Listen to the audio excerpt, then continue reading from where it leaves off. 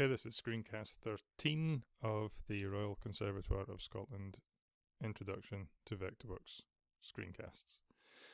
In this screencast we're going to be looking at fillet, chamfer and trim tools. So they are still in the basic tool palette, that's all we've been doing. The fillet tool is a kind of curved corner, chamfer is an angled corner, and the trim tool is those scissors there.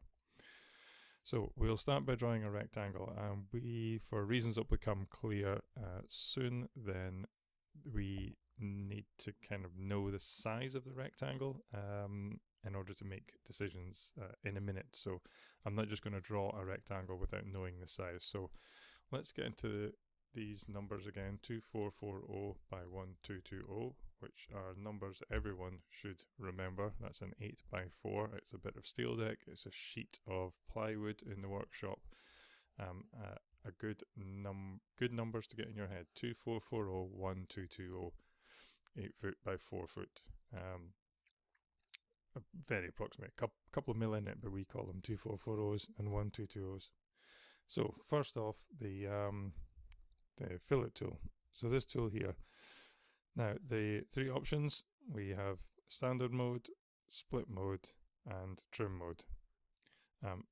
I'll start with the third option because I think that would be the one that we would most likely use, and it should become obvious in a second why I needed to know the size of the object. And I had a little play with this a second ago.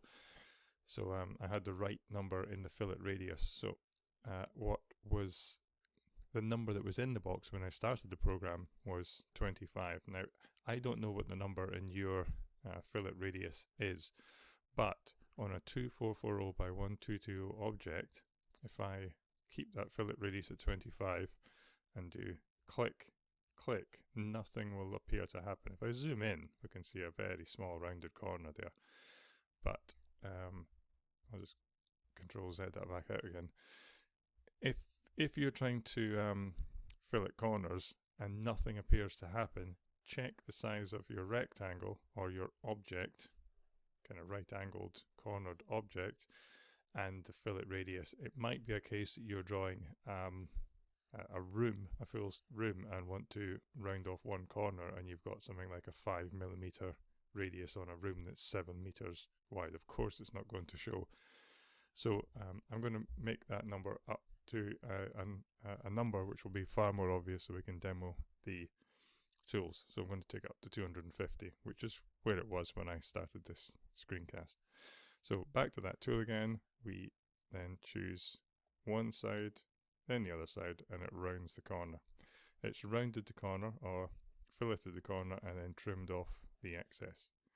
Going back to the first two versions of it, which I don't think I've ever used, I only used the third option, would be, I'll do this corner, which has placed a filleted line in there, but it's just a line which I can draw out and it hasn't affected the object at all.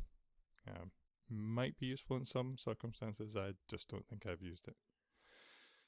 The second one along will kind of do the same, but a kind of a hybrid. So it has affected the bottom object, but it's left these two lines here kind of left over. Again, I don't really see the usefulness of that,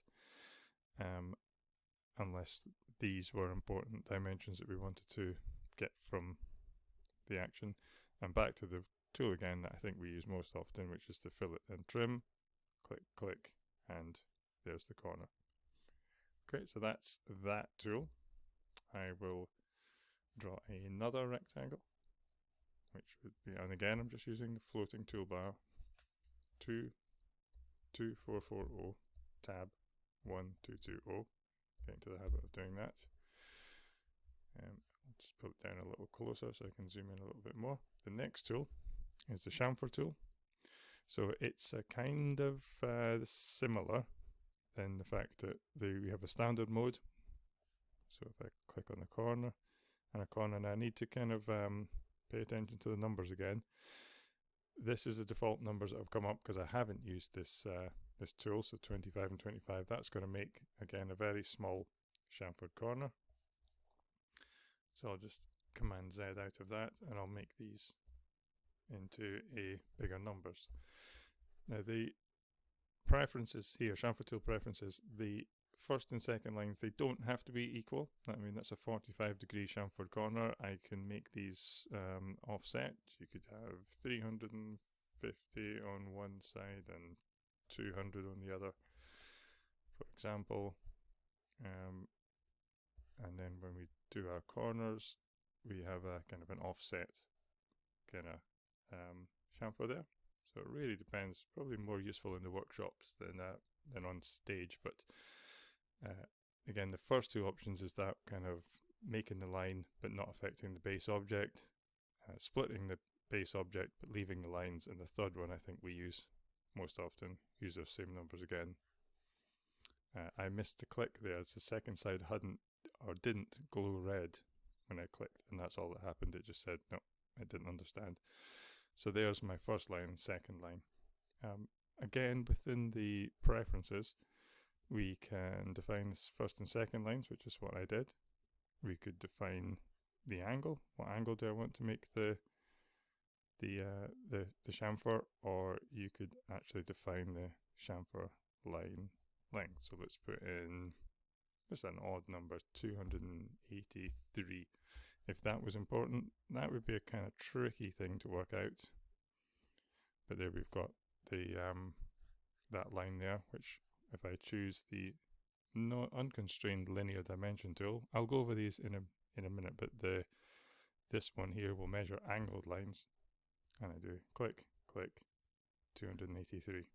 So that's yeah, of course it could be worked out by maths, but we have a tool there that allows us to do it. And the third tool I was going to show you, so we've done fillet, we've done chamfer, and we've looked at the options within there. And the last one I was wanting to do was the trim tool. Trim tool's kind of similar to the one that we saw in the split back here, split tool. But this trim tool here, a little quicker, a little more powerful than the one in the split. This one will trim. I can trim the end of that line. I could trim. So I drew that line there very roughly, and I've trimmed it to be inside.